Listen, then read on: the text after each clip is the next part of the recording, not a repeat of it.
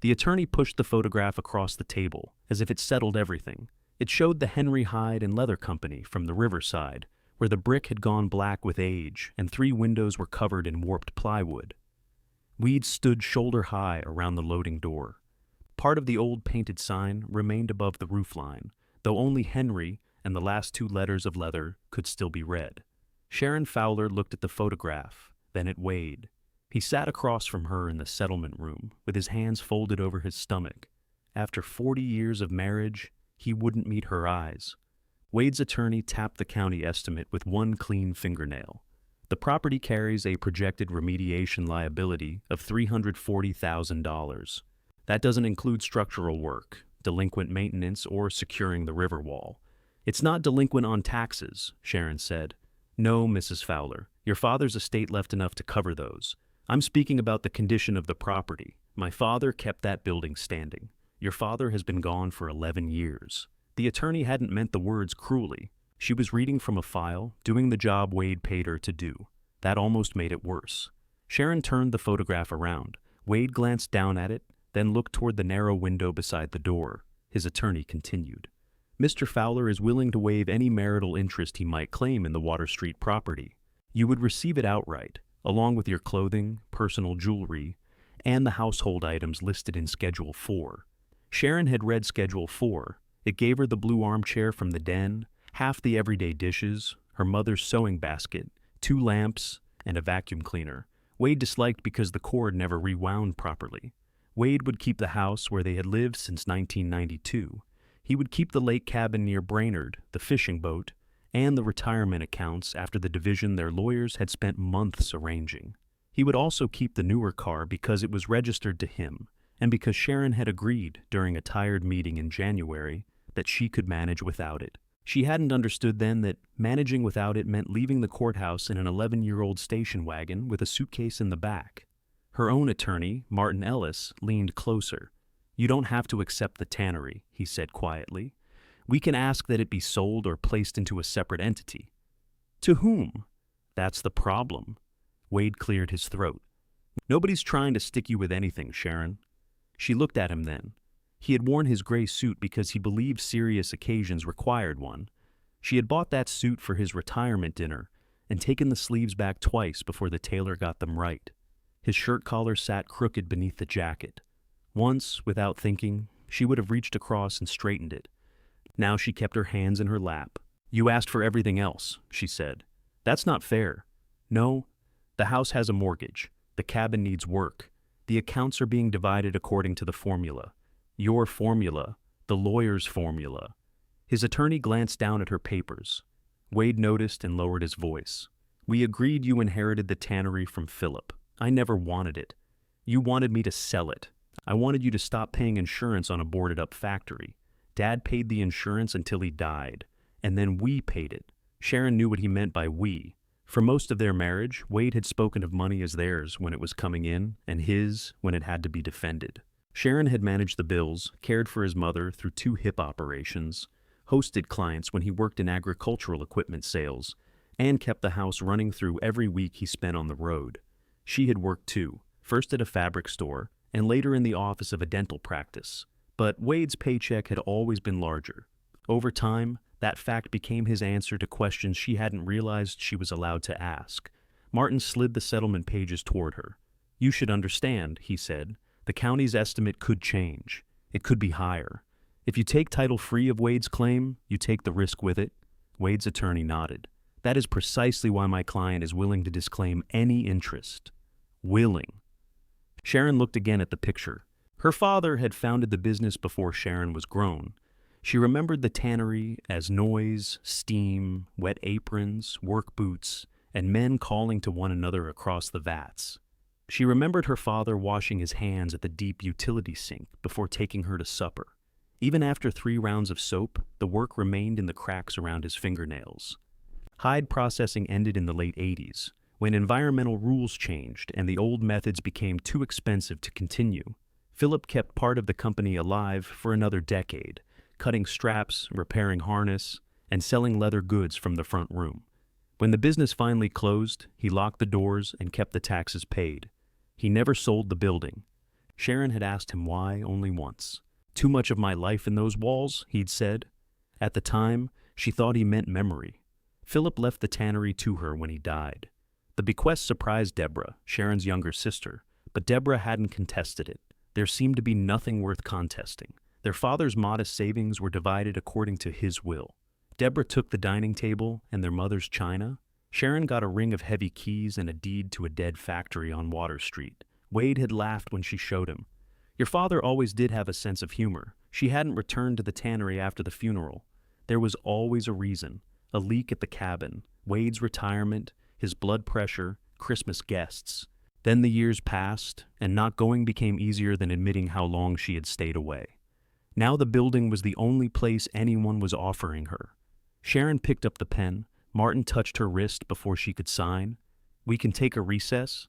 No, you should be certain. She looked at Wade. Are you certain?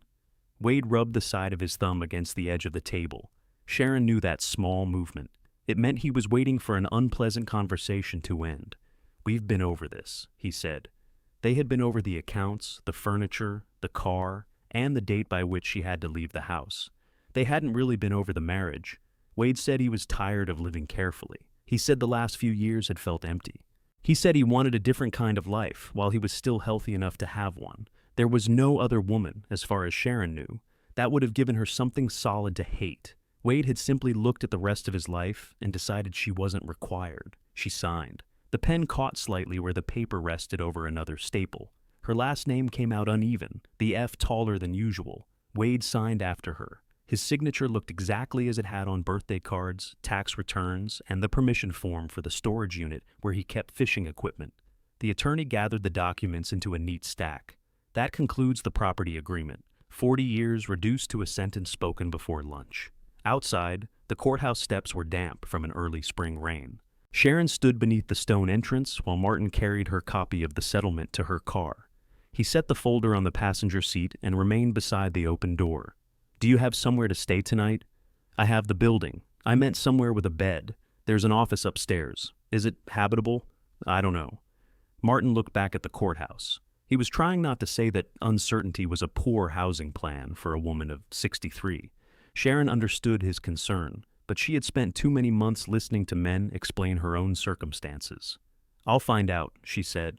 If it isn't, call me. My wife knows someone who rents furnished rooms. Thank you. He handed her his card, though she already had 2 copies in the folder. When he left, Sharon sat behind the wheel and listened to the rain tick against the roof. The station wagon still smelled faintly of Wade's dog, Baxter, who had died the previous summer. Pale hairs clung to the fabric near the back hatch. Wade had offered to have the car detailed before giving it to her, then forgotten. Sharon was glad. She had liked Baxter more than the leather seats in Wade's new sport utility vehicle. Her phone rang. Wade's name appeared on the screen. She considered letting it stop, then answered. You left your green suitcase in the hall, he said. I thought you put it in the car. I put the black one in. The green one was behind the coat closet door. Sharon looked toward the back. The black suitcase held clothing, toiletries, and the framed photograph of her parents she had taken from the bedroom. I'll come by. I have a meeting at 2. I still have a key. There was a pause. I changed the lock this morning. Sharon stared through the windshield. Rainwater ran down the glass and bent the courthouse columns out of shape. The agreement wasn't signed until 20 minutes ago. The locksmith could only come this morning. Of course. I can leave the suitcase outside, in the rain. I'll put it under the porch. She ended the call before he could turn the arrangement into a favor. The house stood on a quiet street lined with maples and neat brick mailboxes. Sharon had planted the maple beside their driveway as a thin sapling. Its roots had lifted one corner of the front walk, and every autumn, Wade complained about the leaves clogging the gutter. He was waiting inside when she arrived. She saw him through the glass beside the front door, but he didn't open it. The green suitcase sat beneath the porch bench. On top of it was a grocery bag containing her bottle of calcium tablets, 2 paperback books, a pair of gardening gloves, and the red scarf she wore at Christmas. Sharon carried the bag to the car, then returned for the suitcase. Its right wheel caught between 2 boards of the porch. She pulled harder and nearly lost her balance. The door opened. For heaven's sake, Wade said. Let me. I've got it. You're going to hurt your shoulder. My shoulder is fine.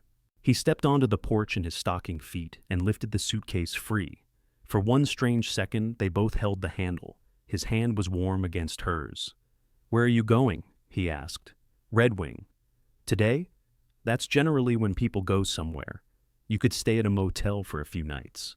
"With what money?" "You receive money. I received enough to pay my attorney and keep the car running." "That isn't true. It's close enough." Wade lowered the suitcase. "The Tannery isn't safe. You signed it over to me. That doesn't make it safe." "No, it only makes it mine." He looked past her toward the station wagon. Cody's pickup was parked beside the garage. Wade's son had come over to help change the locks, apparently. Sharon could see the new brass deadbolt shining above the old handle. She had met Cody when he was a small boy, though he was a grown man of 45 now. She had packed his lunches, sat in emergency rooms, mailed birthday checks, and kept a bedroom ready when his first marriage ended. In the divorce discussions, he had never called her. He had called Wade daily. A curtain shifted in the front room. Cody was watching. Wade noticed where Sharon was looking. "He's helping me sort the garage. Is that what he calls it?" "Don't start." "I'm not starting anything. You finished it?" Wade put the suitcase beside her car. "You always do this." "Do what?" "Make everything sound harsher than it is." The old Sharon would have asked him to explain. She would have stood in the rain while he found gentler words for changing the locks before their marriage was legally over. Instead, she opened the back hatch. "Tell Cody the ladder with the loose rung is still behind the shelving. He'll break his neck if he uses it." Wade's face changed slightly. Not remorse exactly, more like discomfort at being reminded that she still knew the house better than either of them. "You could have taken the blue chair," he said. "I couldn't fit it. I would have had it delivered." "There's nowhere to put it yet." The word "yet" surprised both of them. Sharon loaded the suitcase and closed the hatch. Wade stood with his hands at his sides. "Call when you get there." She almost asked why. Instead, she nodded once and walked around to the driver's door. Cody came out as she started the engine. He carried a cardboard box marked "Kitchen." He gave her a quick wave, the kind meant for someone leaving a neighborhood cookout. Sharon backed down the driveway. At the corner, she looked into the rearview mirror. Wade had already gone inside. Cody lifted the green suitcase's wet tracks from the porch with the edge of his shoe. The drive to Red Wing took less than an hour, but Sharon stopped twice. First at a bank, where she removed Wade's name from the small checking account the settlement left her. Then at a hardware store, where she bought a flashlight, work gloves, 2 gallons of drinking water, a box of heavy trash bags, and a new padlock. At the register, the cashier asked if she was moving. "Something like that," Sharon said. Rain followed her south, sometimes light and sometimes heavy enough to blur the road. The countryside opened into wet fields, bare trees, and farmhouses set well back from the highway.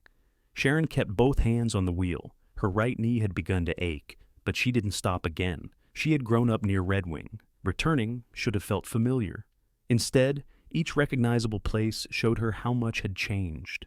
The grocery store where her mother once bought flour was now a pharmacy. The diner had become an insurance office. A row of houses stood where a feed yard used to be. Then the bluff appeared through the rain, dark above the river. Sharon drove down toward Water Street. The Tannery stood beyond a chain-link gate at the end of a cracked service road. It was longer than she remembered, 3 connected brick sections with a loading area at the rear and a narrow second floor above the old office. Rust streaked the walls beneath broken drain pipes. Grass had grown through the asphalt. One corner of the roof sagged enough to hold a shallow pond of rainwater.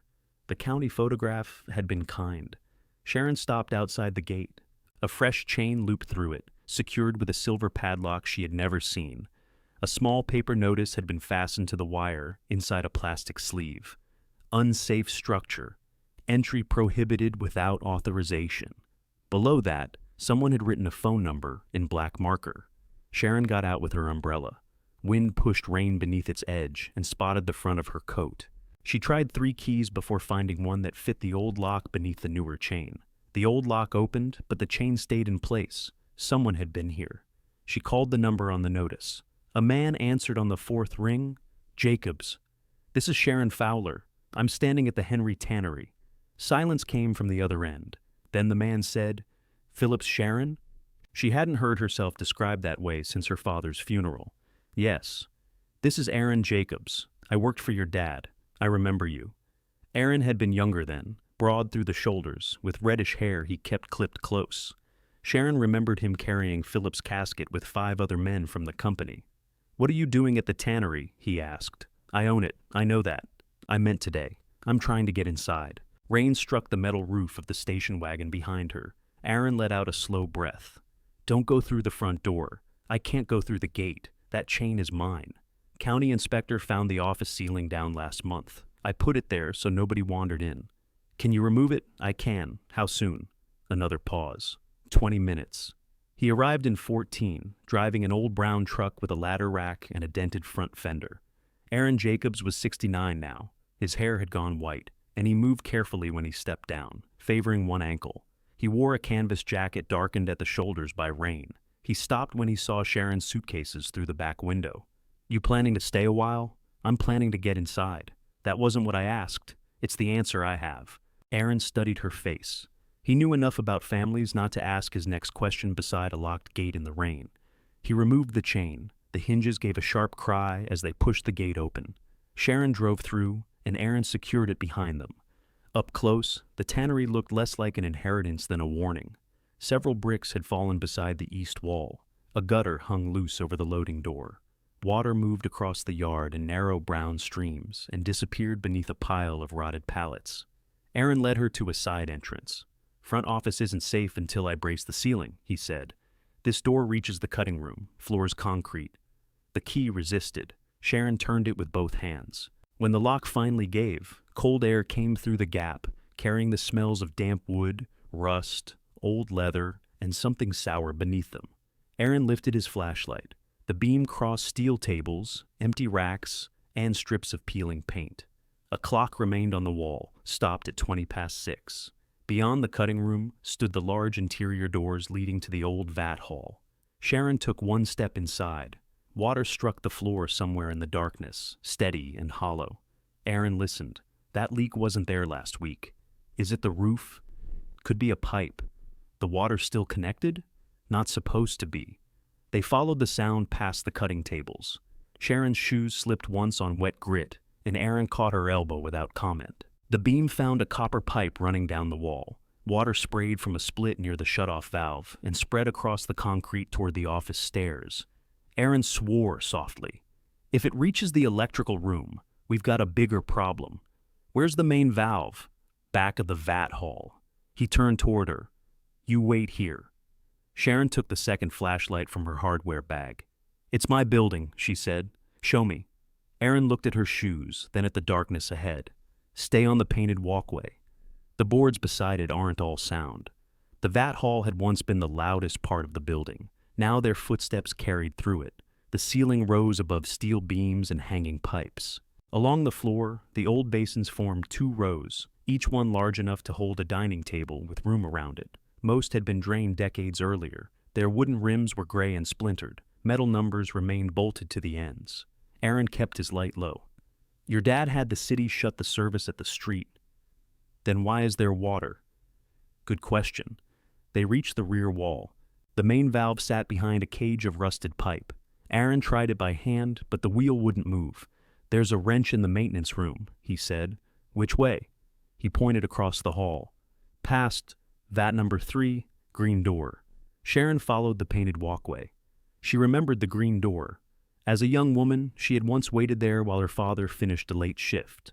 He had come through wearing rubber boots and a heavy apron, his face red from the heat. Wade had been waiting in the parking lot to take her to a movie. Philip had looked through the window at him and asked if Wade knew how to change a tire. Sharon had been embarrassed. She would have liked 5 minutes with the young woman she had been that night. The maintenance room contained metal shelves, a workbench, and a tall cabinet with one door hanging open. Aaron found 2 pipe wrenches under a coil of electrical cable. This one should do. Sharon took the smaller wrench. They braced themselves on opposite sides of the valve. The first pull did nothing. "Again," Aaron said. On the 3rd try, the wheel moved with a hard scrape. Water stopped spraying from the split pipe. What remained ran down the wall in a thin stream, then slowed to drops. Aaron shone his light over the fitting. This didn't freeze. "How can you tell?" "The split's beside a compression nut. Somebody loosened it." "Recently?" He wiped one finger across the pipe. recent enough that the brass is clean. Sharon held the flashlight closer. A bright line showed where the nut had backed away from the fitting. Could the inspector have done it? Not if he knew what he was doing. Did he? Aaron considered that. He knew enough to scare himself in the office. They looked at the wet floor. Sharon didn't feel frightened. She felt alert in a way she hadn't for months. During the divorce, every important fact had arrived through someone else. An attorney told her what the accounts contained. A realtor told her what the house was worth. Wade told her which belongings were hers. Here was a fact she could see for herself. The valve had been disturbed. The pipe had leaked. Water was moving toward the electrical room, and someone needed to stop it. She took out her phone and photographed the fitting. Aaron raised an eyebrow. "I want a record." "Good." He said it simply, but the words steadied her. They found a push broom and moved the standing water toward a floor drain. The drain was clogged with leaves, mouse bedding, and a leather glove stiff with age. Sharon cleared it with the narrow end of the broom handle. Water swirled away. By then, her shoulder ached and the knees of her trousers were wet. Aaron leaned against a cutting table and rubbed his ankle. "You shouldn't sleep here tonight," he said. "I haven't seen the upstairs room. The ceiling came down above the front office, not above the room. Could come down there next. Could also not. That's Philip talking. My father would have told me to check the joists. He would have checked them while telling everybody else not to." Aaron went to his truck for a hard hat and a folding ladder. They entered the office section from an interior corridor. A wide patch of plaster had fallen over a desk and two metal filing cabinets.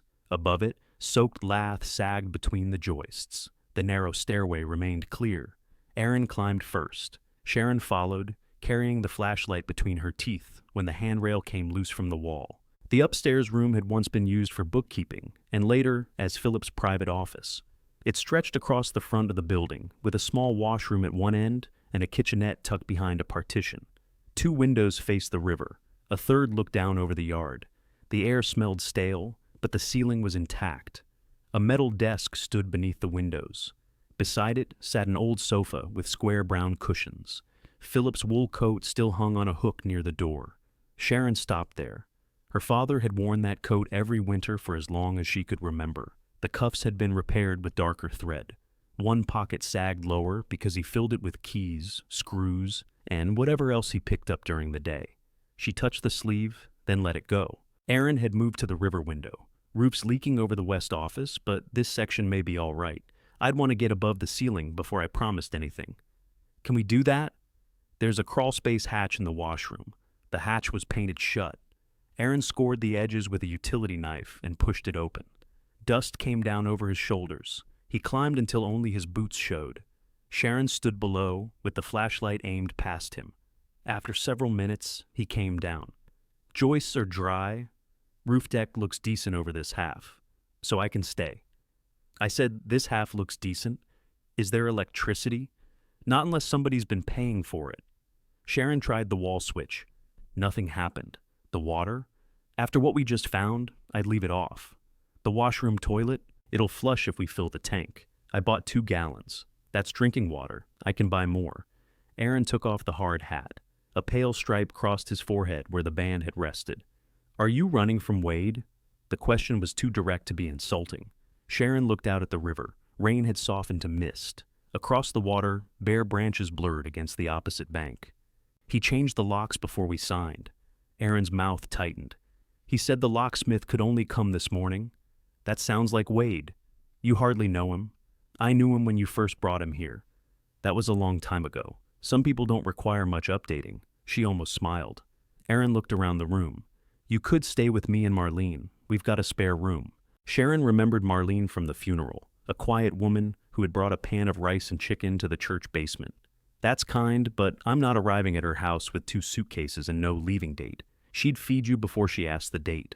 That's what worries me." Aaron accepted that. Sharon opened the desk drawers. They contained dried pens, blank invoice forms, rubber bands turned brittle, and a packet of peppermint candies stuck together inside their wrappers. The bottom drawer held a telephone directory from the final year the company operated. Nothing useful. Still, she checked each drawer fully before closing it. "What did my father do here after the business closed?" she asked. "Walked around. Fixed things that didn't need fixing. Let other things go. You kept coming too. Not every day. For 28 years, somebody had to watch the roof. Did he pay you? Sometimes. That meant not often enough. Aaron picked up an old coffee mug and looked inside it. Philip helped me when Marlene got sick. I helped him here. We didn't keep score. Sharon turned from the desk. When was she sick? About 12 years before he died. Surgery and treatment. She's fine now. I didn't know. No reason you would. There was no accusation in his voice, which left Sharon with nowhere to set her guilt. She had called her father every Sunday during those years. At least, she believed she had. Some Sundays she called Monday. Some weeks Wade needed her at the cabin, and Philip said not to worry. She walked into the washroom. The sink was stained but not cracked. The toilet bowl was dry. A narrow cabinet held cleaning powder, a roll of paper towels, and a first aid box with rust around the latch.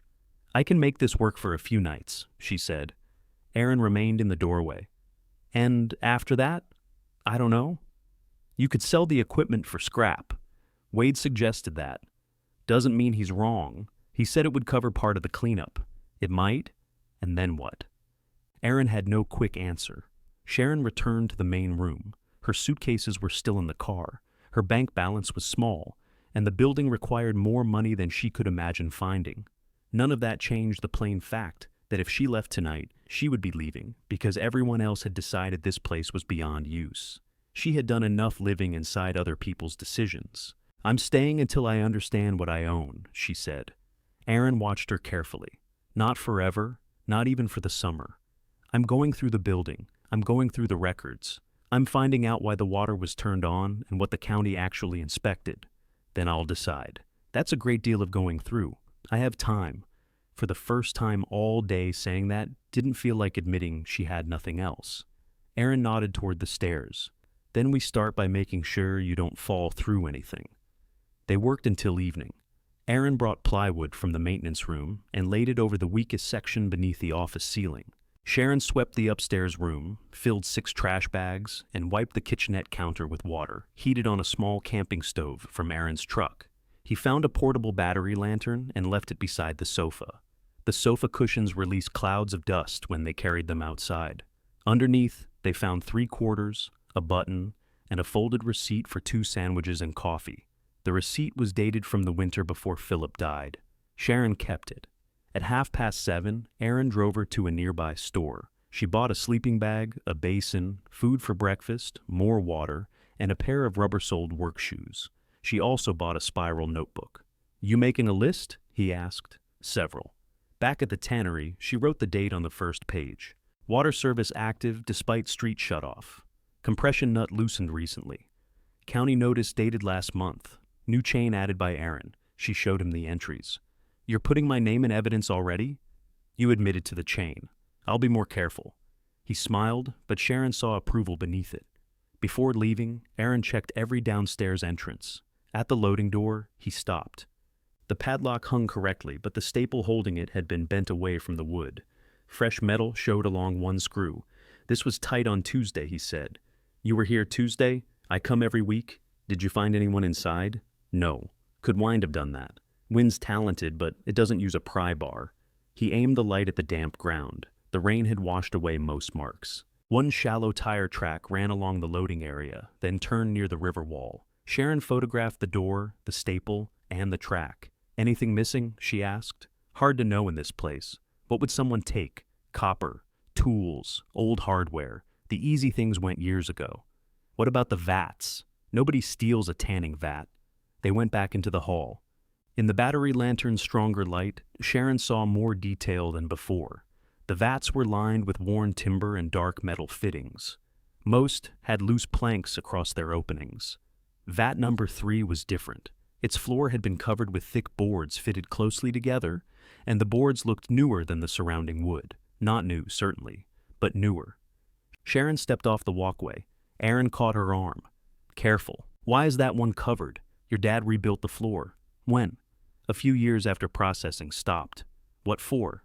Said he wanted storage. She swept the light across it. Nothing was stored there now. Did he use it? Not that I saw. Aaron walked around the rim, testing each step before shifting his weight. Sharon followed. Near the far end, One board carried two small marks shaped like half circles. They were too even to be accidental.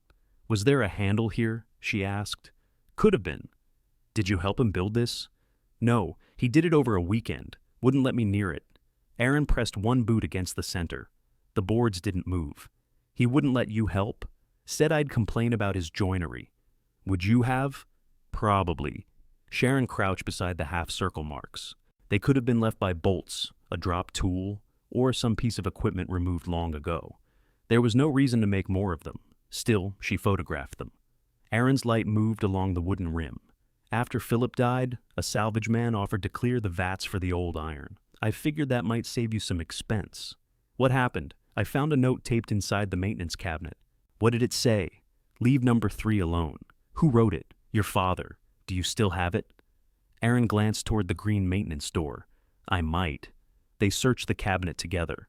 The shelves held machine manuals, cloth tape, drill bits, and envelopes of receipts.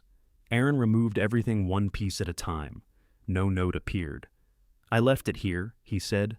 When?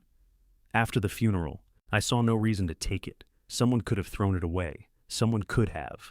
He checked behind the cabinet drawers. Sharon looked through the waste bin, though its contents had softened into damp brown clumps years earlier. The note was gone. Aaron appeared more troubled by that than he had been by the loosened pipe. Who knew about it? Sharon asked. Just me, as far as I know. What did you think he meant? I thought he was being particular. Philip could be particular. But you kept people away from the vat. He asked me to. Sharon wrote the missing note in her notebook. She didn't accuse Aaron of remembering incorrectly. She didn't decide someone had stolen it. She only wrote down what he knew and what neither of them could prove. Aaron drove away shortly after 9. Sharon carried both suitcases upstairs. She locked the side entrance, set the battery lantern beside the sofa, and spread the sleeping bag across cushions Aaron had covered with a clean drop cloth. Her phone showed 3 missed calls, 1 from Martin, 2 from Wade. She called Martin first and told him she had arrived safely. She didn't mention the broken pipe, the bent lock, or vat number 3. Not yet. Then she listened to Wade's message. Sharon, call me when you get this. Cody says you shouldn't put money into that place until somebody looks at the liability. He knows a contractor who could walk through it. We're only trying to help. Cody had never offered to help with the tannery while it belonged partly to Wade. Sharon set the phone face down. Rain began again, light against the windows. Downstairs, water dripped somewhere at long intervals. She could identify the sounds now. A loose gutter outside, the last drops from the split pipe, wind moving something metal above the loading bay. She opened the notebook. At the bottom of the page, beneath the missing note, she added one more line. Do not let anyone enter until I know what they're looking for.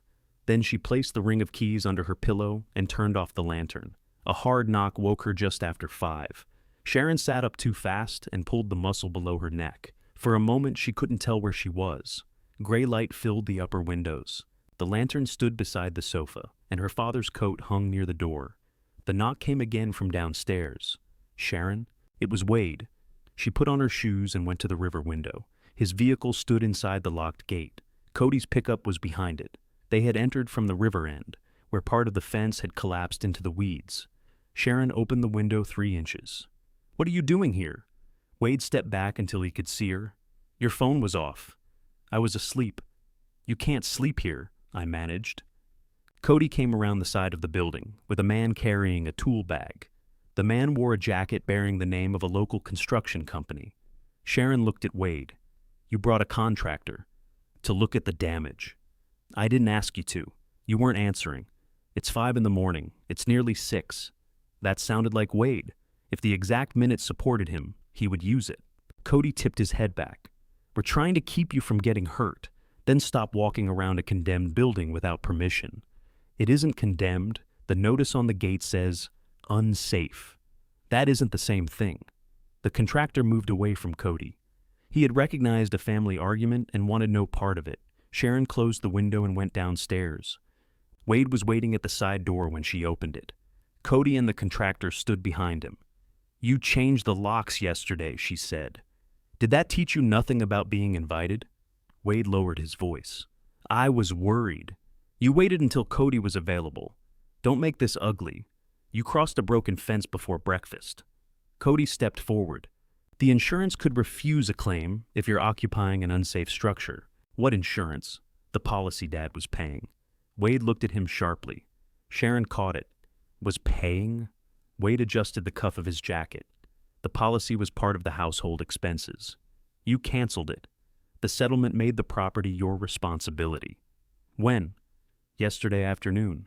You called the insurer before calling me. I assumed your attorney explained it. He didn't know. The contractor looked toward his truck. I can come another time. You can leave now, Sharon said. Cody gave a short laugh. You don't even know what needs fixing. No, but I know who didn't ask you to fix it. We came all the way down here. Then you'll know the road home. Wade drew her aside, though there was nowhere private to stand. You need to be reasonable. Cody's friend was willing to give you a free assessment. Why? Because he knows him. That isn't what I asked. Wade looked tired. Sharon had seen that look during the settlement meetings, usually when she questioned a number. Cody thinks the equipment might be worth something, he said. There it is. Nobody's taking anything. He wants to know what can be sold, to help cover the liability. The liability you signed away. Wade glanced toward the building. You can't afford this. That was true when you left it to me. I didn't leave it to you. It was yours. Then act like it. Cody had heard enough. He walked over, keeping his voice controlled. If you start tearing into walls and vats, you could release contaminants. That puts everybody at risk. Who told you I was tearing into vats?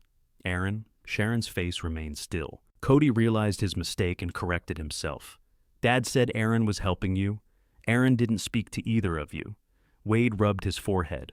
I guessed. No, you didn't. The contractor picked up his bag. I'm going. Cody turned. Give me a minute. I've got another job.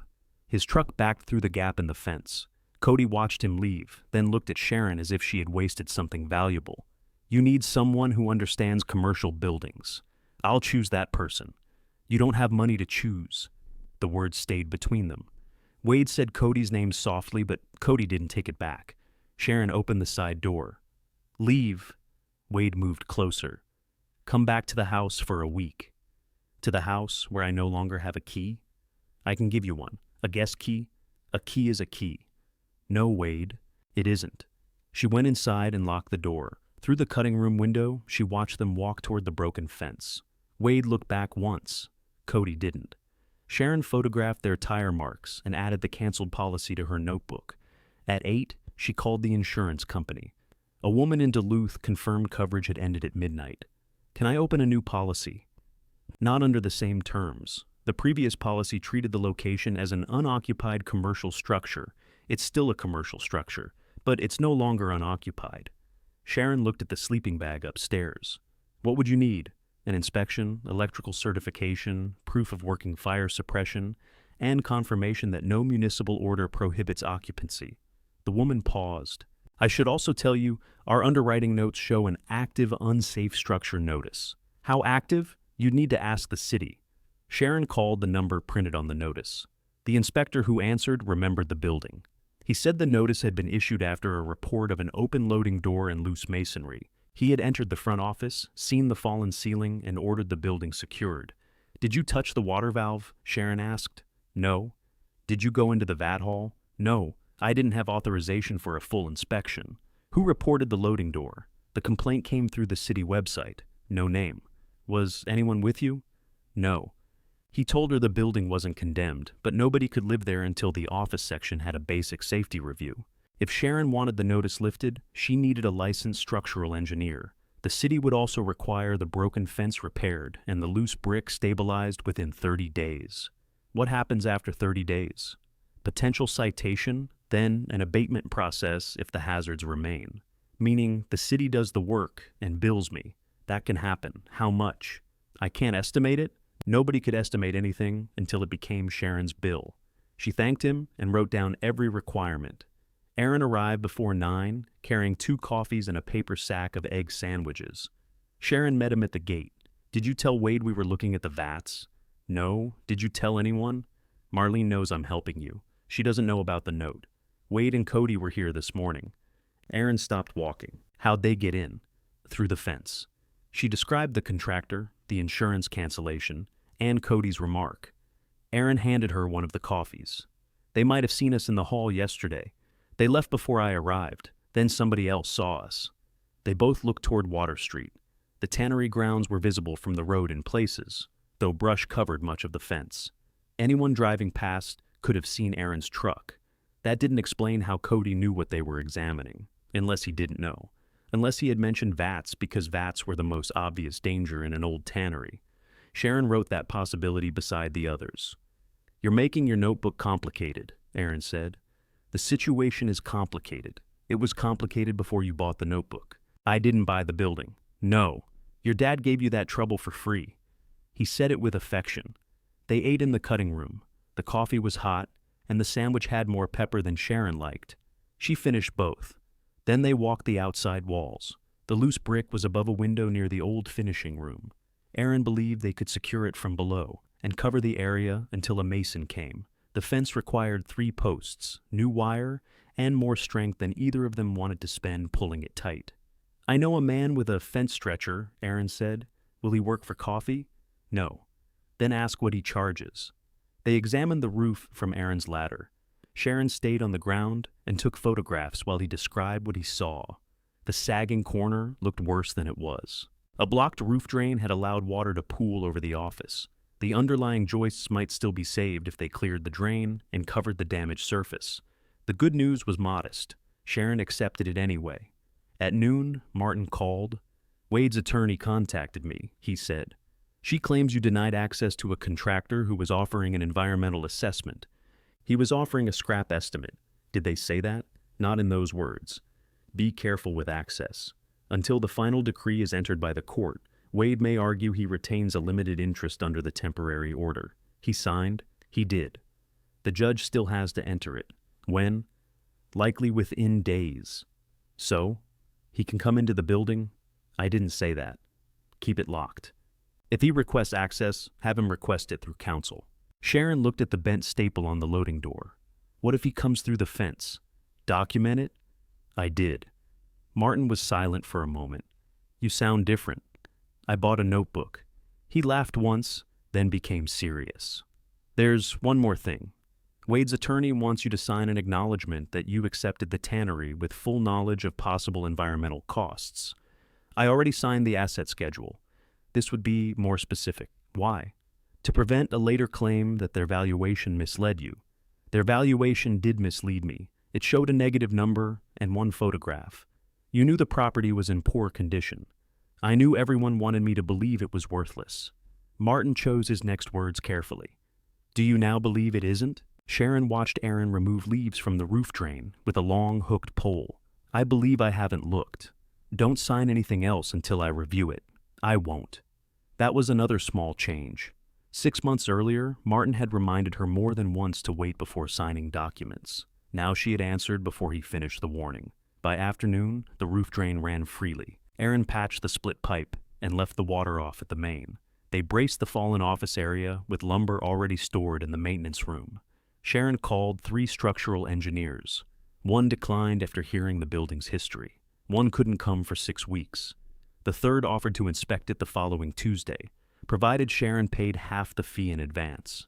The fee was more than she had expected. She read the number twice, then entered her card details. After the call, she sat at Philip's desk and looked through her bank account. The inspection, fence repair, food, and basic supplies would leave little room for surprises. Aaron stood in the doorway. "How bad?" "Manageable if the building stops needing things." "It won't." "I know. You could still walk away." "To where?" He didn't answer. Sharon closed the account screen. 30 days. I'll make the place secure and get the inspection. After that, I decide what it can be." That was more than deciding to stay the night. It wasn't a full plan, but it had dates and costs attached. Sharon trusted decisions more when they required something from her. They spent the rest of the day sorting the maintenance room. Anything useful went onto the workbench. Rusted or broken pieces went into a scrap bin. Records went upstairs. Near the back wall, Sharon found a folded site diagram beneath a stack of machinery catalogs. The paper showed the tannery footprint, the river wall, loading yard, and drainage lines. Each vat had measurements written beside it. "Was this Dad's?" she asked. Aaron wiped his hands and looked. His writing. Vat number 3 was marked 9 feet wide, 16 feet long, and 5 feet deep.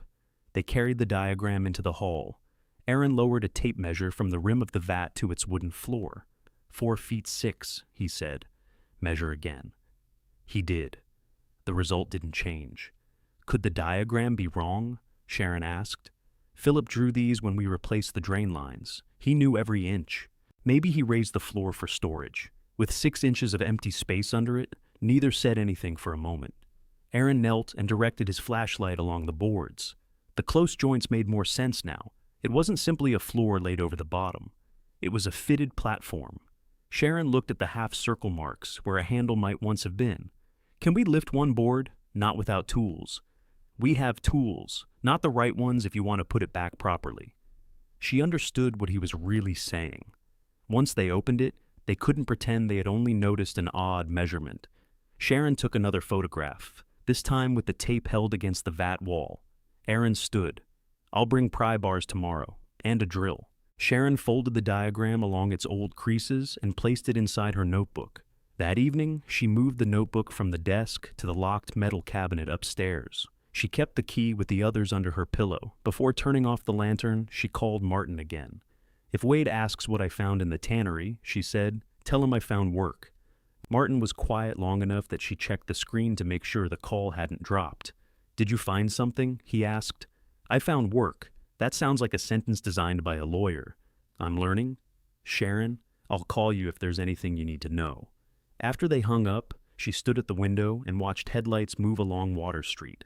She didn't know whether she was protecting a discovery or 6 inches of stale air beneath an old floor. For the moment, the difference didn't matter.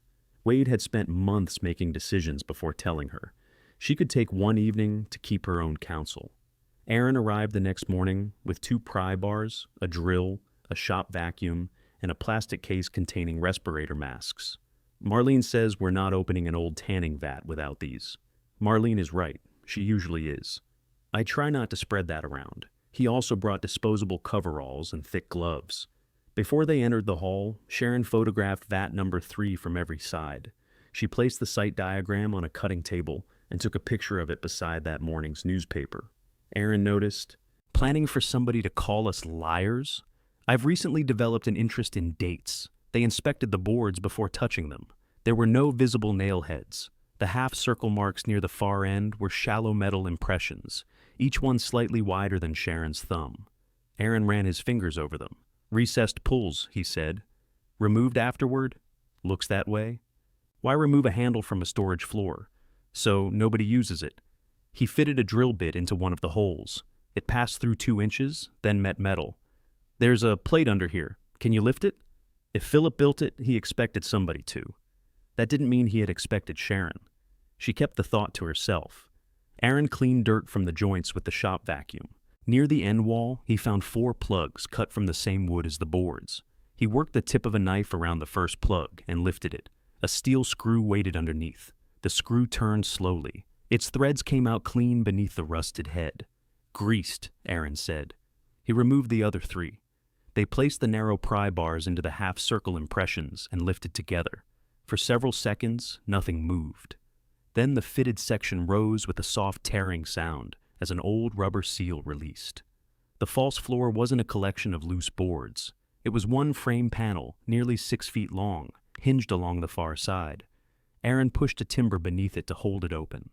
Below lay a shallow compartment lined with sheet metal. It contained no cash, no jewelry, and no stack of old company records. Only a long rectangular bundle rested in the center, wrapped in dark oiled canvas and tied with cord. Sharon remained at the rim. Her first feeling was disappointment. She had no right to it, but it came anyway. The bundle looked too small to change anything. It could hold a machine part, an old cutting blade, or one of the leather samples her father saved because he disliked throwing away useful material. Aaron adjusted his mask. Do you want me to get it? No. Sharon climbed down using the iron rung set into the side. Her knees complained when she stepped onto the raised floor, but it held firmly. The open space smelled of dust and machine oil. She crouched beside the bundle. The cord had been knotted in a way she recognized. 2 loops pulled flat, the same knot Philip used on parcels too awkward for tape. Her gloved fingers shook enough that she had to try twice. Inside the canvas was a metal document box. Its lid had been sealed with a strip of waxed cloth. Sharon peeled it back. A folded note lay on top. Her name was written across it. Not Sharon Fowler, just Sharon, in her father's square handwriting. She sat down on the wooden floor. Aaron stayed above. He could see the paper, but he didn't ask her to read it aloud. Sharon removed her gloves. The note was short. Sharon, this is only the first paper. Take it to Judith Pierce. Ask her for the rest before you agree to sell anything on Water Street. She'll know what to show you. I'm sorry you had to come back to find it. Dad Sharon read it again. The words were plain. Philip had never wasted ink. That made the sentence about being sorry harder to understand. Come back from where? From Wade? From the life she had chosen? Or simply back to the tannery after he was gone? What does it say? Aaron asked. She handed him the note. He read it slowly. Judith still practices? I think so. She'll be in her 70s. She was younger than Dad. Everybody was younger than your dad when he was giving orders. Beneath the note lay a folded legal document in a protective sleeve. The paper was yellowed at the edges, and a red county recording stamp marked the first page. Sharon carried the box up to the hall. They placed it on the cutting table beneath the windows, where the morning light was strongest. The document was a warranty deed. She recognized enough from her father's estate papers to understand that it transferred land.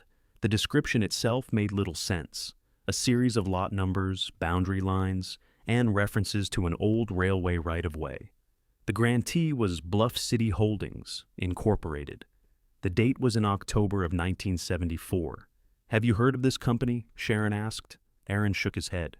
Could it have owned the tannery? Henry Hyde and Leather owned the tannery. Name was on every check I ever got. She turned the pages. The deed described several lots.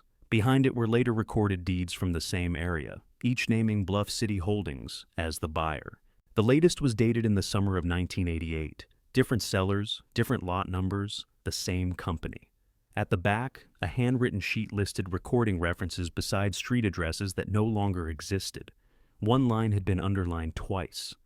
Water Street parcel, complete. Sharon looked toward the river windows. This is land around here. Some of it has to be. Why hide the deeds in a vat? Better question is why he hid them from you. He didn't. He left my name on the note. He hid them where only somebody opening that floor would find them. Sharon heard the distinction. If Aaron hadn't remembered Philip's warning, and if the diagram hadn't shown the depth, she might have sold the vats for scrap. The metal box could have gone into a demolition container unopened. She laid the deeds flat and photographed every page. Then she called Judith Pierce. The number in Sharon's phone was no longer active. An online directory showed a small law office near the county courthouse. When Sharon called, a receptionist said Judith worked limited hours and wasn't expected until Thursday. This is about Philip Henry, Sharon said. The receptionist hesitated. One moment, the hold music played for less than a minute. A woman came on the line. Her voice was lower than Sharon remembered, but precise. This is Judith. Judith, it's Sharon Fowler. Another pause followed, not confused this time. Are you at the tannery? The question tightened Sharon's hand around the phone. Yes. Did you find something? A deed. Several deeds in one packet. Dad left a note telling me to ask you for the rest. Judith breathed out slowly. Don't email them. Don't send photographs to anyone. Put everything back in the box and bring it to my office. Why? I need to see exactly what Philip left. You know about it. I know what he arranged with me. I didn't know where he placed the first papers. What did he arrange? Not over the phone. Are the deeds mine? I can't answer that without seeing them. You know something. I do. Then tell me. Judith's voice softened. Sharon, your father gave me instructions. I'm going to follow them in the right order. Bring the box Thursday morning. Come alone, or bring someone you trust. Don't bring Wade. Wade and I are divorced. I'm sorry. Sharon looked down at Philip's note. Dad knew that might happen. I didn't say that. You said not to bring him. I've known Wade since you married him. That's enough for today. Judith set an appointment for 9 on Thursday. It was only Tuesday. Why can't I come now? Because the material Philip left with me is in secure storage, and I need to retrieve it. I also want time to review the dates before I speak. What dates? Thursday, Sharon. After the call, Aaron sat in Philip's old chair and studied the packet without touching it. She knew, he said. She knew something. Do you trust her? My father did. That wasn't the question. Sharon considered it. Judith had handled Philip's final years, his will, and the transfer of the tannery. She had always been formal with Sharon, even at the funeral. Deborah disliked her and called her a gatekeeper. Wade said she charged too much to put simple things into complicated language. Philip had kept her as his attorney for more than 2 decades. Yes, Sharon said, enough to go. They didn't return the box to the vat. Aaron found an empty compartment in the metal cabinet upstairs, and Sharon locked it inside. She kept the note with her. Then they drove to the county offices. The public records room occupied part of the ground floor. Sharon gave the clerk the recording references rather than the original documents. The clerk showed her how to search the scanned index. The first deed appeared on the screen exactly as it did in the packet. Bluff City Holdings had bought 2 narrow lots beside Water Street in 1974. Additional purchases followed over 14 years. The oldest records used lot descriptions from a plat that had since been replaced. The clerk pulled up an overlay map. The separate pieces joined into one irregular parcel between the tannery grounds and the riverfront land farther east.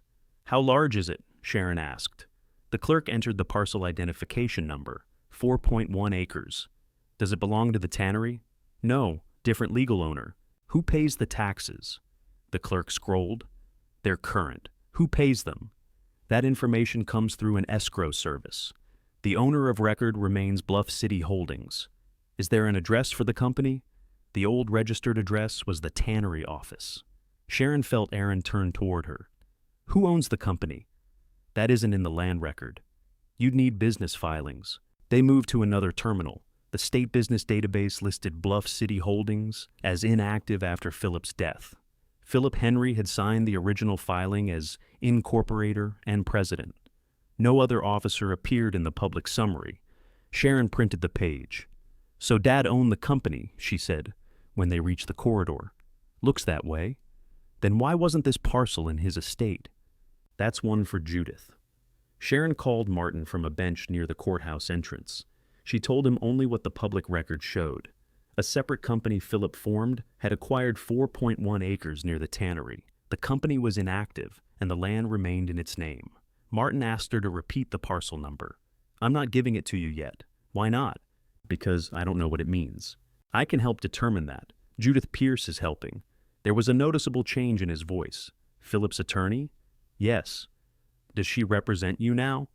I don't know. Then be careful what you disclose. I am. Sharon, if this company was part of Philip's estate, Deborah may have an interest. Depending on how ownership passed, Wade could make an argument too. The corridor seemed suddenly colder. He signed away Water Street. He signed away the tannery as described in the settlement. A separate company could be treated differently. Even though Dad formed it before I married Wade, formation isn't the same as transfer. We need facts. For 6 months, facts had been whatever appeared in Wade's spreadsheets. Now, one folded packet had made the settlement feel unfinished again. Sharon ended the call and sat without moving. Aaron lowered himself beside her. What did he say? That finding something doesn't mean I get to keep it. Sounds like a lawyer. It is a lawyer. Your dad told you to ask another one. She unfolded Philip's note. Before you agree to sell anything on Water Street, not the tannery, anything. When they returned to the building, a white envelope had been pushed beneath the side door. It contained the additional acknowledgement from Wade's attorney and a prepaid return envelope. The document stated that Sharon accepted sole responsibility for all known and unknown liabilities connected to the Water Street property and any related holdings. Any related holdings. The phrase hadn't appeared in the version Martin described. Aaron read over her shoulder. They know, they can't. Then why write it that way? Lawyers write wide language. Judith told you not to sign anything. My father told me. Sharon folded the acknowledgement once and placed it in the cabinet with the metal box. She photographed the envelope, then checked the lock on the side door. No one had broken in. No one had taken the papers. Yet the timing changed how the whole day felt. Until that morning, the tannery had been the worthless thing Wade allowed her to keep. Now it stood at the registered address of a company her father had never mentioned, beside 4.1 acres he had spent 14 years assembling. Sharon turned toward the dark vat hall. Somebody had loosened the water fitting. Somebody had pried at the loading door. Her father's warning had disappeared from the maintenance cabinet. None of that proved Wade knew what lay beneath vat number 3. It did prove she was finished assuming that worthless things were left alone. She locked the hall and carried the day's photographs upstairs. Wade called while she was eating soup from a paper cup. "You received the acknowledgement?" "I received it." "You need to sign." "My lawyer says I don't. Martin hasn't seen the environmental file. Neither have you." Cody spoke to someone at the county. That explained part of it. Cody had learned about the unsafe notice and decided every unknown fact was a future bill that might find its way back to Wade. "What does Cody have to do with our settlement?" Sharon asked. "He's trying to help me protect what's left." "What's left for whom?" Wade didn't answer immediately. The silence was old and familiar. He used to leave that kind of space when he wanted Sharon to soften her question for him. She didn't. "Cody thinks the agreement isn't tight enough," Wade said. "Cody isn't a lawyer. He understands business. He sells boat motors. He understands exposure." There it was, the word that had been circling every visit and telephone call. Sharon wasn't a wife to Wade anymore. She was exposure. "The house is yours," she said. "The cabin is yours. Your accounts are protected under the settlement. What else are you afraid I'll take? I'm afraid you'll sink money into that building, discover you can't manage it, and come back saying I left you destitute. You did leave me without a home. You chose the Tannery. You made sure there wasn't another practical choice. That's not true. Then name it. You could rent.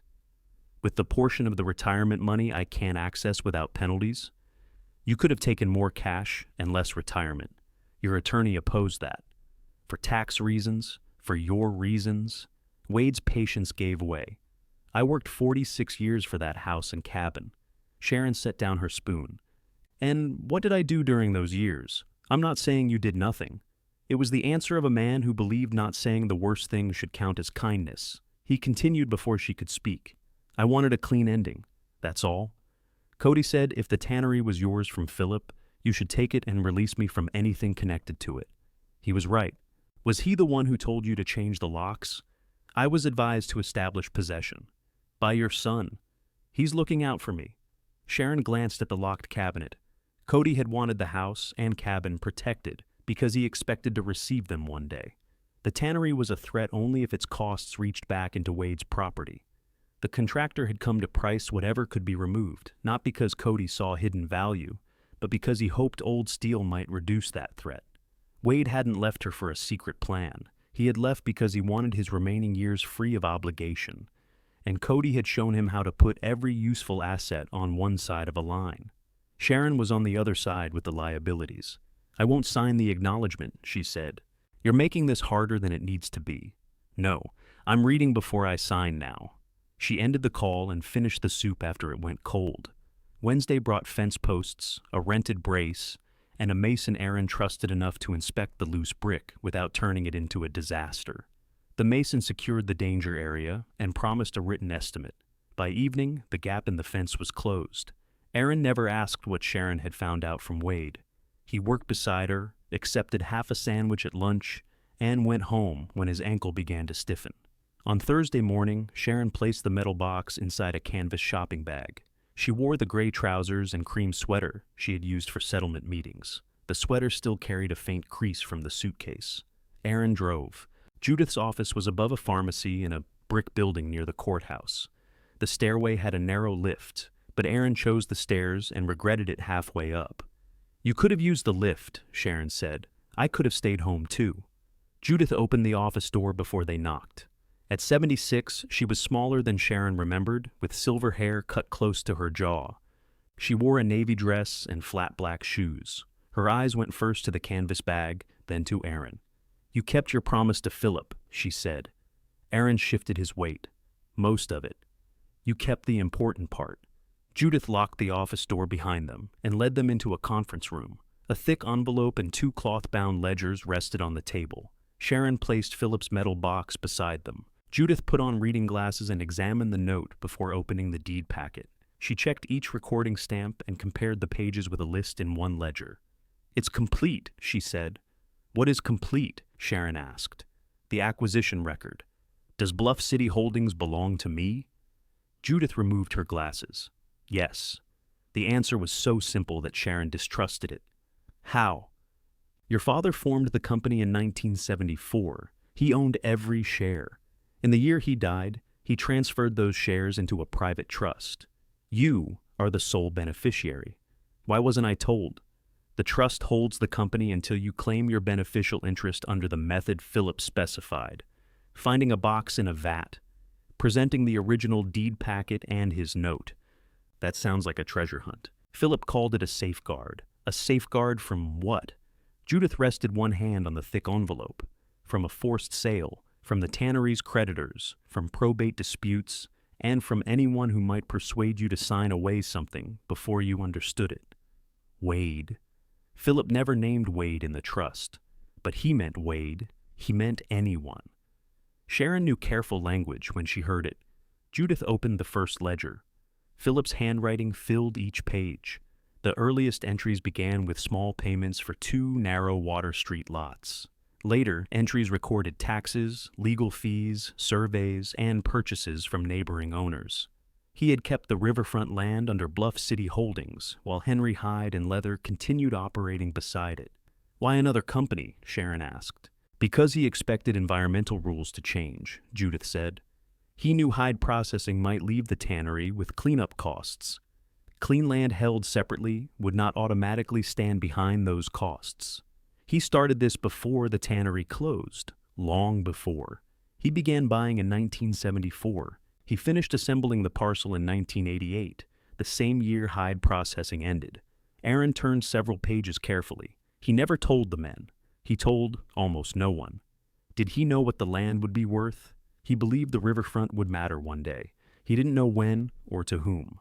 Sharon looked at the rows of payments. Some were small enough to have come from ordinary company income. Others must have required sacrifice. Philip had kept the same truck for years. He repaired his boots until the leather around the soles would no longer hold a stitch. Why leave the tannery to me openly and hide this? The tannery was the path back. That isn't an answer. No, Judith said. It isn't the whole answer. She untied the thick envelope. Inside lay the trust instrument, corporate share certificates, and Philip's written directions to Judith. His signature appeared on each document, witnessed and notarized. Judith slid the directions toward Sharon. Philip had written more there than in the note from the vat. He said Deborah had built a life away from Red Wing and wanted her share of the estate in ordinary forms. Sharon was different. She had learned the business beside him, though she had never believed that counted as work. She understood leather, tools, customers, and buildings. She also had a habit of placing family peace ahead of her own security. Sharon stopped reading. He thought I was weak. No, Judith said. He thought you were loyal. That sounds nicer. He worried loyalty could be used against you. Aaron looked down at the ledger. Philip's directions said the trust should remain separate and undistributed until Sharon came personally with the papers he had hidden. He wanted her to reach the property without Wade, Deborah, or an executor placing a value on it first. Near the end, one sentence had been underlined. If Sharon has come back to that building because the family has left her with nothing else, make certain she understands that nothing was never the truth. Sharon read the sentence twice. Judith knew the effect it would have. She had known since the moment Sharon called. Did he know Wade would leave me? No. Then why write that? Philip came to see me after a Christmas dinner at your house. Wade had spent most of the evening discussing retirement plans. Philip asked where you fit into them. Sharon remembered that dinner. Wade and Cody had talked about the cabin, fishing trips, and spending winters somewhere warm. When Philip asked what Sharon wanted, Wade had answered for her. She likes being home. Judith continued. Your father said you had spent your life making other people comfortable. He wanted one thing nobody could call payment for that work, and nobody could divide as if they had earned it beside you. Why didn't he just tell me? Because he believed you would tell Wade. Sharon couldn't deny it. And Wade would have wanted it sold, Judith said. Not because he knew its future value, because he disliked property he couldn't control. That clicked into place with painful ease. Wade's old jokes about the tannery, the complaints about insurance, the pressure to sell after Philip died, all of it had been about control long before anyone knew whether the place held value. Judith tapped the trust. This was created 8 years before the Riverfront project began. It wasn't a response to a developer. It wasn't arranged during your divorce. Philip built it across decades and protected it before anyone came looking. Who's looking? Judith studied her. Someone has been trying to identify Bluff City Holdings for several years. I received general inquiries through the old corporate address, but the trust required confidentiality. Who? A development group working with the city. Aaron leaned forward. For what? I don't know their complete proposal. I know they haven't been able to clear title across part of the riverfront. Sharon thought of the tire track near the loading door, the loosened fitting, and the missing note. Would they break into the tannery? Not anyone acting lawfully. Could they know the papers were there? Philip didn't tell me where he put them. I doubt he told a stranger. Judith closed the ledger. The trust proves Philip intended you to receive the company. The original deeds establish what the company bought. That's a strong position, but it isn't the end of the work. What remains? The title chain must be examined. The company needs to be brought back into good standing. Parcel boundaries must be matched against the current plat. Then we find out who has been searching and why. Can Wade claim it? He can claim anything he chooses to put in a petition. That doesn't mean he owns it. What about Deborah? The trust names you alone. Sharon folded her father's directions along their existing crease. He knew she might object. He knew both his daughters. Judith gave Sharon a copy of the trust and kept the original in secure storage. She also gave her the ledgers in a locking case. Before they left, Sharon asked one more question. Are the taxes really current? Judith nodded. The trust has paid them through escrow since Philip died. So this never cost Wade anything. Not $1. For 11 years, Wade had spoken about the Water Street property as something their household carried for Sharon's sake. The insurance covered only the tannery. The taxes he complained about had been paid from Philip's trust. The burden Wade used to justify taking everything else had never included the land at all. Outside Judith's office, Aaron waited while Sharon called Martin. I need an independent title examiner, she said. What happened in there? My father left me more than a building. How much more? I don't know yet. Does Wade know? No. Then don't tell him until we understand the documents. Sharon looked back through the glass door. Judith stood beside the conference table, one hand resting on Philip's ledger. For once, every person helping Sharon wanted her to speak less. She could do that. Find someone who doesn't work for Wade, the city, or any developer, she said. And Martin, I want the final decree entered before anybody puts a price on this. Martin promised to call the court clerk himself. By noon, he had better news. The judge had entered the final decree that morning. The signed agreement was no longer waiting in a courthouse pile. Wade's interest in the tannery had ended under the description both sides accepted. The separate parcel wasn't listed because nobody in the divorce had known Sharon had an interest in it. That omission will invite questions, Martin said. But an inherited beneficial interest created by your father is generally separate property, especially if you never use marital funds on it. I didn't know it existed. That should make spending marital money on it difficult. It helps. Wade said we paid its taxes. Can Judith prove otherwise? She has 11 years of escrow records. That helps more. Martin had found an examiner named Renee Mendoza. She had worked in title research for more than 20 years and ran her own small office in Rochester. She had no current contracts with Red Wing, Warren River Group, Wade, Cody, or anyone associated with the divorce. She can meet tomorrow, Martin said. Here, she wants to see where the parcel sits. Renee arrived carrying a weatherproof map tube and a leather case worn pale around the handle. She was 48, with dark hair pinned off her face, and a habit of reading every posted notice before she entered a building. She read the unsafe notice at the gate, then looked up at the brickwork. You're living in there? Not officially. I didn't ask officially. Yes. Renee nodded as if that answer belonged in a separate file. They met upstairs because Sharon didn't want the documents spread near the broken office ceiling. Judith came with the original trust and corporate papers. Martin joined by video from his office. Aaron sat near the window and kept his hands around a mug of coffee. Renee began with the deed packet from the vat. She compared the originals with certified county copies she had obtained that morning. Recording stamps, legal descriptions, seller names, and notary seals matched. She found no later deed transferring the land out of Bluff City Holdings. So, the company still owns it, Sharon said. According to the county record, yes, and I own the company. That's the next question. Renee examined the incorporation papers. Philip had formed Bluff City Holdings under Minnesota law and issued all shares to himself. The share certificate in Judith's file showed no sale or pledge. A signed transfer attached to the trust placed those shares under the trust's control before Philip died. Renee read the trust twice. "Who served as trustee?" she asked. "Philip while he lived," Judith said. "I became administrative trustee at his death, and now, under this clause, Sharon becomes controlling trustee and sole beneficiary when she presents the original packet in written direction." Renee turned to Sharon. "Did Judith sign an acknowledgement when you presented it?" Judith removed a notarized document from her folder. "I did." Renee checked the date and seal. "When was this signed?" "Yesterday afternoon, after Sharon left." "The trust permits my acknowledgement based on the meeting. Any other beneficiaries, remainder interests, or distribution rights?" "No." "Does Deborah receive anything under this instrument?" "No." "Does Wade?" "No." Renee looked toward the laptop. "Martin, do you have the final divorce decree?" He displayed a certified electronic copy. "The decree awards Sharon the Tannery and disclaims Wade's interest in that property," Renee said. "It doesn't award him any interest in later confirmed inherited assets. I'm not giving a divorce opinion, but I see no instrument connecting him to Bluff City Holdings." Martin agreed. "What can go wrong?" Sharon asked. Renee appreciated direct questions. She answered in the same manner. Someone could challenge Philip's capacity when he signed. Someone could allege the trust is invalid. Someone could argue the company had other shares or debts. A boundary problem could reduce the land. An unrecorded lien could appear. Your father could have signed something nobody here has found. Do you expect any of that? I don't expect anything until I finish.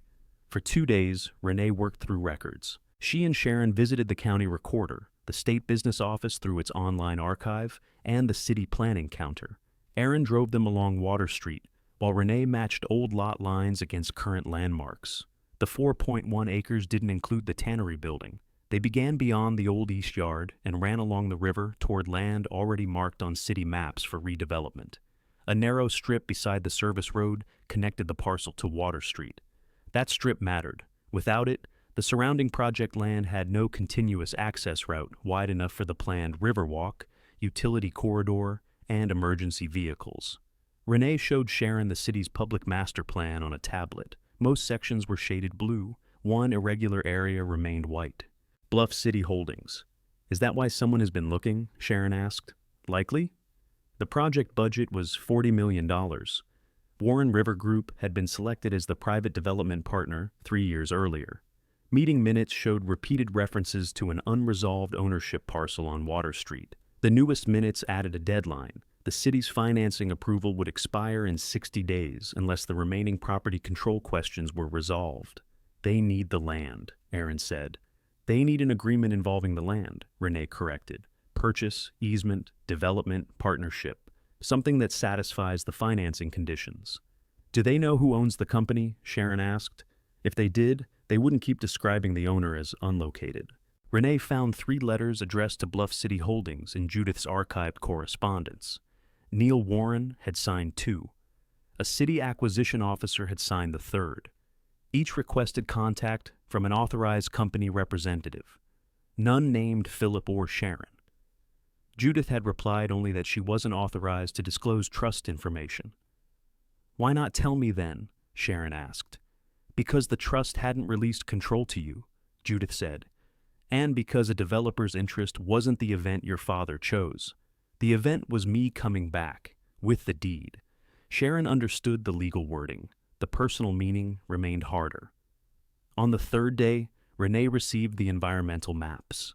The Tannery site carried the old industrial designation and the county's remediation estimate. The Bluff City parcel did not. Historical photographs showed storage sheds on one edge, but no tanning pits, waste lagoons, or chemical handling on the separately deeded land. "Clean?" Sharon asked. "Not certified clean without testing, but it isn't included in the Tannery liability area. That boundary has been mapped several times." Renee placed the environmental map over Philip's acquisition diagram. The line separating the properties matched within inches. "He planned that," Aaron said. "Yes," Renee replied. "This isn't an accidental leftover." A commercial appraisal Judith ordered arrived the next morning. The appraiser had valued the parcel based on comparable riverfront land, its development position, and the city plan. The conclusion was $2,800,000, subject to title confirmation and environmental testing. Sharon read the number without speaking. It was enough to buy a comfortable house, replace the car, and never spend another night beneath a roof she was repairing with borrowed tools. It was also enough to make everyone who had called the land a burden remember a different version of events. Aaron looked at her over the report. "You all right?" She closed the cover. "I don't know what $2,800,000 feels like. Probably like the same bad knee in a better chair." That made her laugh, though only briefly. Renee didn't laugh. She was studying the city plan again. "The value isn't just acreage," she said. "Its position gives the owner leverage. Selling outright is one option. It may not be the best one. What else? Lease part, grant easements, join the development agreement, exchange land for cleanup work on the Tannery. Your attorney can structure possibilities after title is confirmed. Can it pay to restore this building? At that value, yes, if the agreement is written properly." Sharon looked through the window at the old sign. The building everybody treated as a bill could remain standing because of land Philip had kept beyond the bill's reach. She didn't decide anything that morning. First, she wanted proof strong enough to survive other people's decisions. Renee completed her preliminary report on Monday. It traced every recorded purchase from the first two lots in 1974 through the final acquisition in 1988. It connected Bluff City Holdings to Philip through the incorporation papers. It followed every issued share into the trust. It identified Sharon as controlling trustee and sole beneficiary after presentation of the hidden documents. The report also confirmed current taxes, no recorded mortgage, no judgment lien, and no transfer out of the company. Renee placed one signed copy in front of Sharon. "This is not title insurance," she said, "but it is my professional finding. Bluff City Holdings holds record title. The trust controls Bluff City Holdings. You control the trust, so I can say it's mine. You can say more accurately that you control the entity that owns it. Will that distinction matter to Wade? It will matter to his lawyer." Judith prepared corporate resolutions naming Sharon president of Bluff City Holdings and authorizing her to act for the company. Sharon signed them in the same room where she had opened her father's ledgers. The old company seal was still in Judith's storage box. Its black handles had worn smooth beneath Philip's hand. Judith showed her how to place the paper between the plates. Sharon pressed down. The embossed circle appeared beside her signature. That small mark affected her more than the appraisal had. Money was still a number in a report. The seal was weight, pressure, and her father's company name rising from flat paper beneath her hand. Renee gathered the documents that would eventually need filing. "The moment we restore the company's public status and record notice of trust authority, people searching the parcel will see Sharon's name," she said. "How quickly?" Electronic alerts could reach them the same day. Warren River Group? Almost certainly. Possibly the city. Anyone monitoring the parcel. Martin's voice came through the laptop. "And once development interest becomes public, Wade may ask to reopen the settlement." Deborah could question Philip's estate plan. Sharon looked at the signed resolutions. "How long can we keep this private?" "A short time," Judith said. "The company must be returned to good standing before it enters any agreement. We shouldn't delay merely to avoid attention. I'm not avoiding it." She placed Renee's report inside the locking case with the trust copy and appraisal. "I want to know what I'll say when it comes." That afternoon, Sharon and Aaron returned to vat number 3. They lowered the frame panel and replaced the grease screws. The compartment beneath it was empty now. Aaron brushed dust from the boards. "Funny thing," he said. "Looks exactly as worthless as it did last week." Sharon rested her hand over the place where the metal box had waited. "Let's leave it that way for one more day." On Tuesday morning, Judith filed the documents returning Bluff City Holdings to active status. Renee recorded a notice showing Sharon's authority to act for the company. At 11:17, Sharon's phone rang. "Mrs. Fowler, my name is Neil Warren. I'm with Warren River Group." She looked at Renee, who was sitting across from her at Philip's desk. "That was quick," Sharon said. "I'm sorry. You've been looking for Bluff City Holdings for 3 years, and now you know who controls it. The public filing names you. I'd appreciate a meeting at your earliest convenience. Here at the Tannery, tomorrow morning." Neil paused. He had expected a conference room. "Is the building safe?" "Parts of it. I'll come to the safe part." He arrived at 9 in a dark blue sedan and waited outside the gate until Sharon let him in. He was 54, neatly dressed, with practical shoes that showed he had visited construction sites before. He didn't bring an attorney. Sharon brought 3. Martin attended by video. Judith sat beside the locking case. Renee had her title report open in front of her. Aaron remained near the window with a notebook of his own. Neil noticed the arrangement. "I see you've been busy. I had 11 years to catch up on. I wish I'd known whom to ask." "You wrote to Judith. She told us she couldn't identify the controlling party. She was following instructions." Neil looked toward the river. "Our group has assembled agreements across nearly the entire project area. The Bluff City parcel is the remaining piece between the eastern development and the public access corridor." "How remaining?" "We can build sections without it. We can't deliver the continuous plan approved by the city. The financing depends on that plan. And the deadline? 52 days. Neil placed a folder on the desk. He offered $2,400,000 for the land, with Warren River Group paying ordinary closing costs. The offer required clear title, basic environmental testing, and possession within 30 days.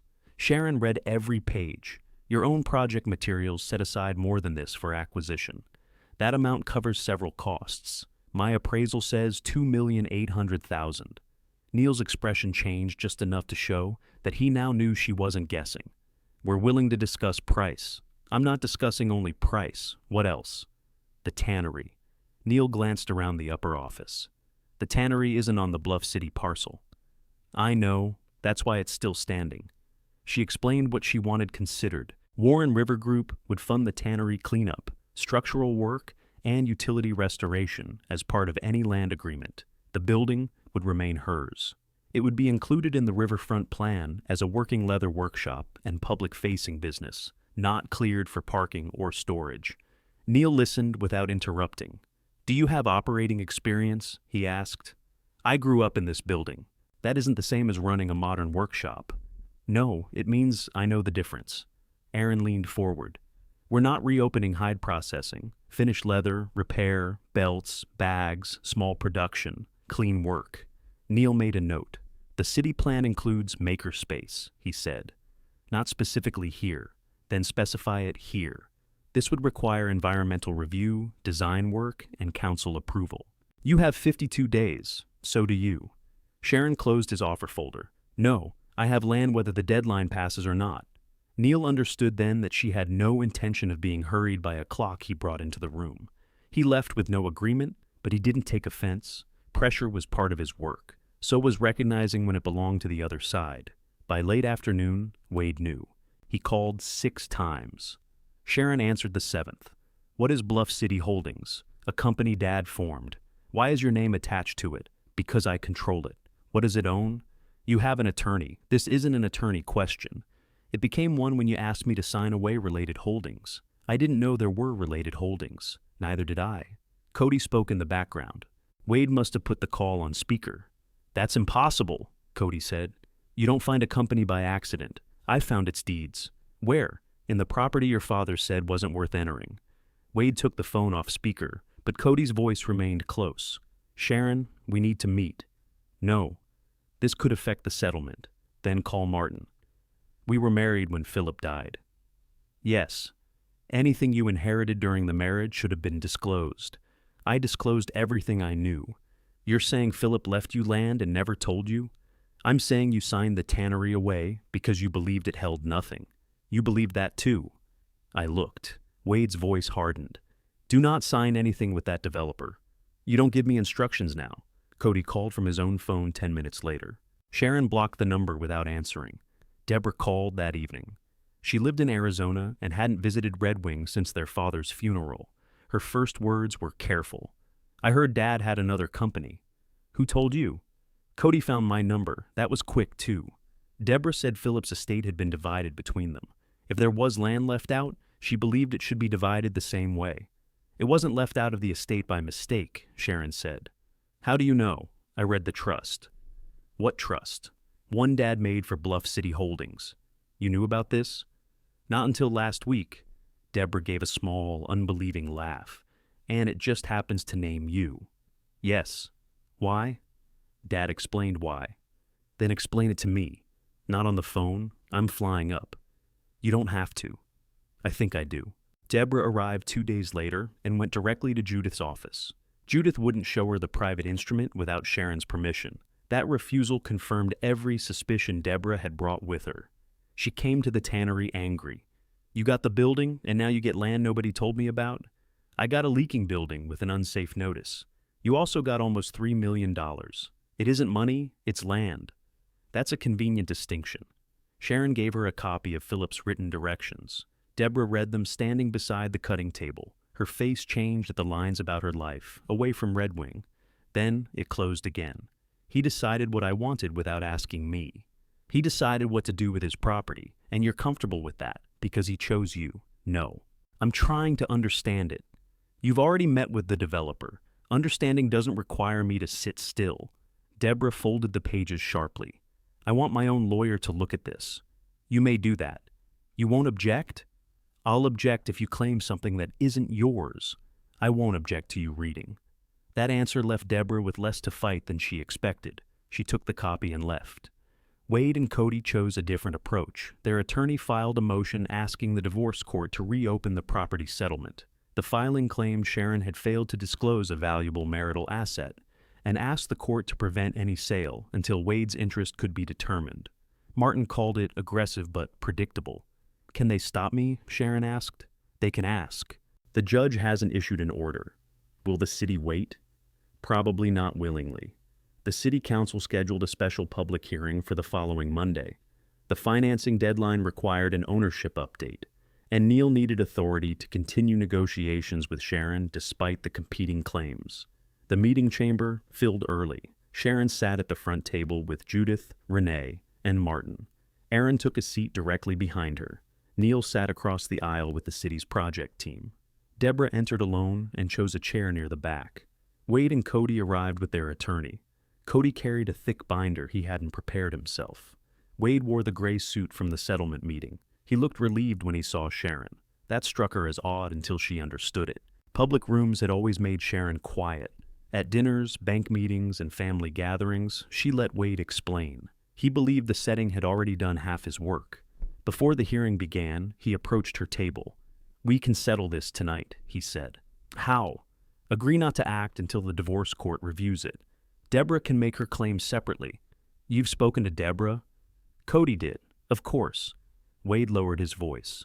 You don't want private family details read into a public record. Which details? Our finances, Philip's opinions, the condition of your building. The building's condition is posted on the gate. I'm trying to spare you embarrassment. Sharon looked at the council members, taking their seats. You should sit down.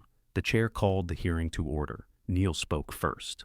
He explained the financing deadline and identified the Bluff City parcel as necessary to the continuous riverfront plan. He confirmed that Warren River Group had begun negotiations with Sharon as the authorized representative shown in the new public filing. Then Wade's attorney rose. She said her client had been married to Sharon when Philip died and had supported the Water Street property for 11 years. She described the newly disclosed parcel as a concealed asset discovered immediately after the divorce. She asked the council to recognize that Sharon's authority was disputed. Cody passed documents forward, insurance statements, household account summaries. The unsigned acknowledgement Sharon had refused. The attorney said Wade would have sought different settlement terms had Sharon disclosed property worth nearly $3 million. Wade looked straight ahead as she said it. He had committed himself to the claim now. Not only that, he deserved part of the land, but that Sharon had hidden it while accepting the tannery as hers. Deborah stood when public comment opened. I'm Philip Henry's other daughter, she said. I was never informed that my father created a separate trust. I believe any property he owned should have been handled openly between both daughters. Sharon watched her sit down. She didn't interrupt Wade's attorney. She didn't correct Cody's figures.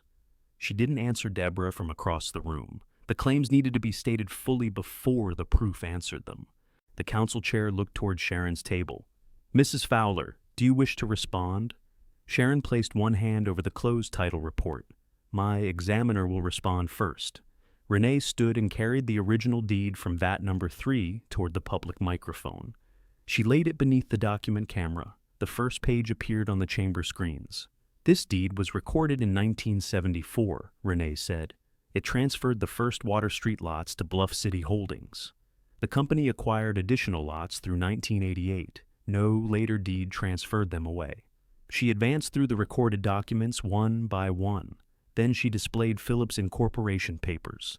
Philip Henry owned every share of Bluff City Holdings. In 2015, those shares were placed into a private trust.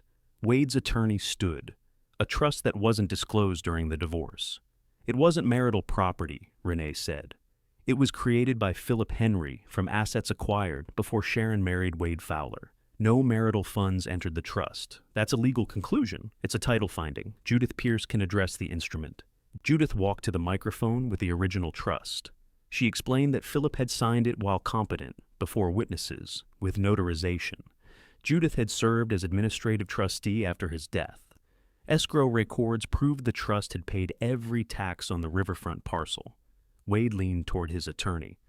"But I paid the insurance," he said. Judith heard him. "You paid premiums on the Tannery building, Mr. Fowler. The trust paid the land taxes. They were separate properties." Renee displayed the current parcel map. The clean riverfront acreage appeared beside the Tannery boundary, not inside it. "This parcel was never part of the Tannery liability estimate," she said. "Bluff City Holdings owns it. The trust controls Bluff City Holdings. Sharon is the trust's controlling trustee and sole beneficiary." Deborah stared at the screen. "Why only Sharon?" she asked. The council chair reminded her to use the microphone. Deborah walked forward. "Why wasn't I named?" Judith answered, without turning Philip's private words into a performance. "Your father made separate provisions in his estate. He intentionally placed this company in trust for Sharon alone. The instrument contains no omitted beneficiary and no requirement that it be divided." Wade's attorney tried once more. Mrs. Fowler accepted a supposedly worthless property days before, revealing an asset worth nearly $3 million. Sharon stood. "I didn't reveal it before the settlement because I didn't know it existed. But you found it immediately afterward. I went to the Tannery because Wade changed the locks on our house. I repaired a leaking pipe. I cleared an unsafe room. Aaron and I measured a vat floor that didn't match my father's diagram." She placed Philip's note beneath the camera. "The deed was under that false floor. My father told me to take it to Judith. Until then, I knew exactly what Wade knew. Everyone told me the Tannery was worth less than nothing." Wade looked down. Sharon continued. "He signed it away because he believed I would carry the cost alone. Now he wants the land because someone else placed a value on it. Those were his choices. They weren't mine." The chamber remained quiet. The council chair asked the city attorney whether any recorded instrument supported Wade's or Deborah's ownership claims. "No," the attorney said. "The authenticated chain before us recognizes Bluff City Holdings as title holder and Mrs. Fowler as its authorized representative. A court could issue a contrary order, but none exists. That was the mechanism. Not a speech and not a family vote. Deed, company, trust, authority. Each link reached the next without passing through Wade or Deborah." The council voted to continue negotiations with Sharon. Outside the chamber, reporters gathered near the doors. Sharon declined an interview. A few days later, one local website used a headline Aaron read aloud with disbelief. "They make you sound like you crawled inside with a shovel," he said. "I crawled inside with gloves." Wade's motion returned to divorce court 3 weeks later. The judge reviewed the same chain, the escrow payments, and Wade's signed disclaimer of interest in the Tannery. His request to reopen the settlement was dismissed. Cody didn't attend the ruling. Wade waited for Sharon in the courthouse corridor. "I didn't know," he said. "Neither did I. If I had, things might have been different. That's why they can't be different now." He looked older than he had at the settlement table. Sharon noticed, but she didn't move closer. "Will you sell?" he asked. "That isn't your concern." He nodded once and left. Deborah remained in Red Wing long enough to meet Sharon at the Tannery. She returned Philip's directions in a plain envelope. "My lawyer says the trust is clear," she said. "It is. I still think Dad should have told me." "So do I." Deborah looked surprised. "Then why defend it?" "Because not liking how he handled it doesn't make it yours." They stood beside the old cutting table. "I'm not filing anything," Deborah said, "but I'm not ready to pretend this doesn't hurt. I'm not asking you to. That was where they left it. No embrace and no promise to call every Sunday. Deborah went home without a claim, and Sharon kept the door open only as far as honesty allowed. Neil returned with a revised proposal. Warren River Group agreed to the appraised value through a combination of land purchase, access easements, and development participation. More importantly to Sharon, the agreement placed the tannery's cleanup and structural restoration inside the riverfront project budget. Sharon kept ownership of the building. The old office wing would become a small retail room. The vat hall would hold work tables, sewing machines, presses, and classes in leather repair. Aaron would serve as foreman and train the first employees. Neil set the contract on Philip's desk. "You drove a difficult bargain," he said. "I had good land. You also had time." "No. You had 52 days. He smiled and handed her the pen. Cleanup began that summer. Workers removed damaged plaster and old contaminated material under proper controls. Engineers repaired the west roof. Masons matched the dark red brick rather than covering it. The city approved the workshop use after new wiring, sprinklers, ventilation, and accessible entrances were installed. Sharon didn't stand aside while other people rebuilt it. She chose the counters, rejected cheap hinges for the cabinets, and spent 3 afternoons with Aaron testing where each cutting table should sit. They saved the steel clock from the old hall, even though it no longer ran. Vat number 3 remained in place beneath a clear protective cover, its fitted floor repaired. One October morning, Aaron hung Philip's old sign above the entrance. The restored letters read, "Henry Hide and Leather Company." "No hides," Aaron said from the ladder. "Still leather." Philip would argue about the name. Philip argued about everything. The workshop opened on a cold Saturday. The first customer brought a cracked tool belt his father had used. Sharon examined the stitching, quoted the repair, and wrote his name on a paper tag. Aaron showed a new employee how to choose thread that would hold without cutting the old leather. By noon, the front room smelled of coffee, clean leather, and sawdust from the last unfinished shelf. Neil came through with city staff. Judith bought a narrow brown belt she didn't need. Martin stopped at the counter and asked for a receipt so nobody could accuse him of accepting a gift. Deborah sent flowers. The card said only, "For the opening." Sharon placed them beside Philip's old company seal. Wade sent nothing. Sharon hadn't expected him to. The loft above the office was finished last. It had a bedroom facing the river, a small kitchen, and shelves built from wood saved during restoration. Sharon brought the green suitcase upstairs and set it on the bed. She had lived from it for months. This time, she opened every compartment. Her clothes went into drawers. Her mother's sewing basket went beside the window. The photograph of her parents stood on the shelf above Philip's old ledger. She hung the red Christmas scarf on a hook near the door and slid the empty suitcase beneath the bed. If stories about reclaiming dignity after family abandonment matter to you, subscribe and return for the next inheritance story. Long after the last customer left, Sharon walked downstairs to check the locks. Aaron had swept the cutting room and stacked the day's work beside each machine. A repaired satchel waited for collection near the register. Outside, new lamps followed the river path toward town. Sharon turned the key in the front door, then climbed back to the loft. She set water to boil, switched on the lamp above her kitchen table, and looked through the window at the Tannery sign hanging straight in the evening light. Below her, the workshop was quiet until morning. Around her, every useful thing had found its place. Sharon poured 1 cup of tea, sat down at her own table, and stayed home.